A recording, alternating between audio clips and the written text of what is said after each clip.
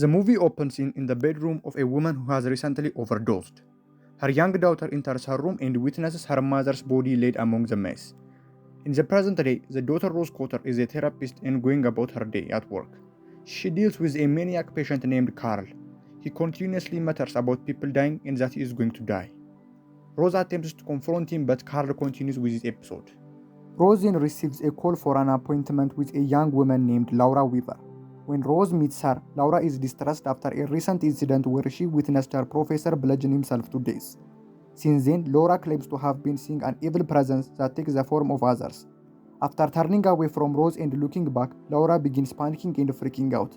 Rose calls for help, but she looks back to find that Laura has picked up a broken shard from a vase and is now flashing an unsettling cry.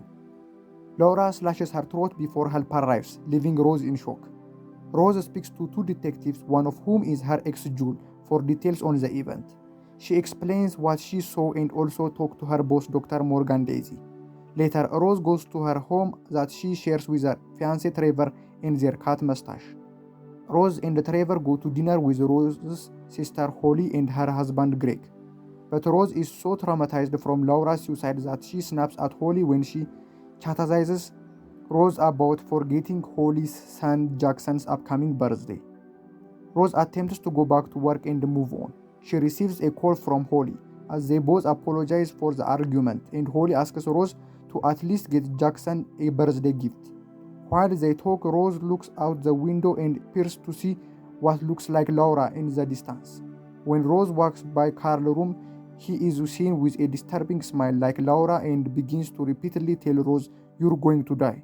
She calls for help and Carl gets restrained by orderlies. When Rose goes to buy a gift for Jackson, she sees an apparition of Laura again, still grinning. At home, she cannot find the mustache and is startled when the security alarm goes off. She gets a call from the security company, but it turns out to be a malicious entity that taunts Rose. Over the weekend, Rose goes to Jackson's birthday party. When it is time to give out gifts, he takes Rose's, which is supposed to be a toy train. Instead, Jackson opens the box and finds Mustache's corpse. Everyone freaks out, and Rose tries to assure everyone that she did not do this, but she sees one of the other mom appears to have the entity's evil grin. Rose stumbles backward and falls through a glass table, severely injuring her arms. Rose is brought to the hospital for medical attention.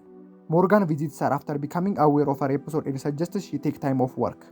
When Trevor brings her home, Rose tries to explain herself, but he thinks she is losing her mind and that she really did kill Mustache. Rose also has a session with her own therapist, Dr. Madeline Northcott, who helped her get through the trauma of her mother's suicide. Rose begins to do some investigating. She plays audio recorded from her session with Laura and hears what sounds like a faint breathing noise. She also looks up Laura's professor, Gabriel Muzon, and tracks down his widow, Victoria. She tells Rose that Gabriel had claimed to have seen vision of something haunting him, just days after he witnessed another woman named Anna Powell commit suicide. When Rose claims that she is experiencing what Gabriel did, Victoria thinks that Rose is mocking her tragedy and she orders her to leave. Rose visits Jewel for help in her investigation. Despite his initial reluctance, he looks up Anna Powell and finds that she died by gouging her eye out. It is also reported that Anna saw a man commit suicide too, which is shown in the security footage from a gas station, where the man is seen with a creepy smile before he impaled himself in front of Anna.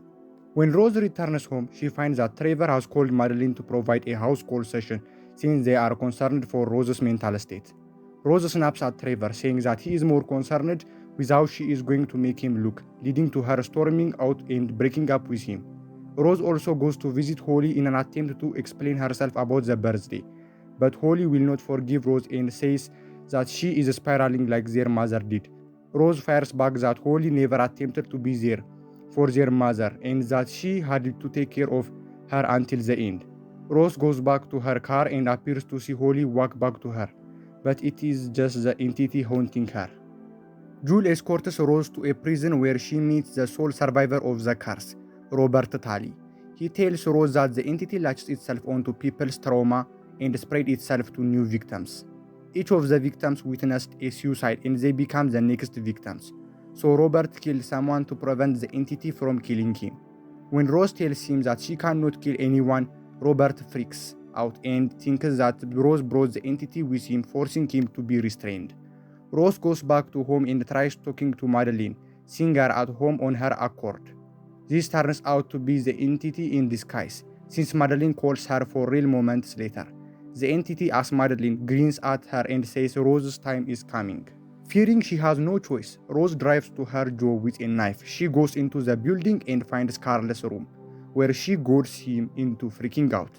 Morgan runs in and sees Rose stabbing Carl repeatedly. He screams and appears to tear his face off. But this is just a nightmare that Rose had after she passed out in her car. She drives away when Morgan sees her along with the knife in her car.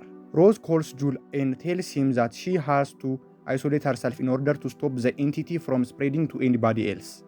She drives up to her childhood home where her mother died. When it is dark, the entity appears to Rose as a tall, long-haired, monstrous version of her mother that is always smiling.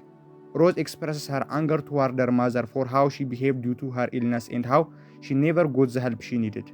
The entity follows and taunts Rose until she sets it on fire and runs out of the house as it burns. She then goes to Jules' apartment and claims that she finally got rid of it. Then Jules tells her that she can never get rid of it, and he flashes a creepy smile. Once again, Rose was dreaming. She is still back at the house. The entity finds her and tears its face off before stretching Rose's jaw open and climbing into her mouth. Jules shows up and enters the house, only to find Rose dousing herself with kerosene. She turns around, flashing her own creepy smile, and she lights herself on fire in front of horrified Jules, meaning that he will now suffer the curse.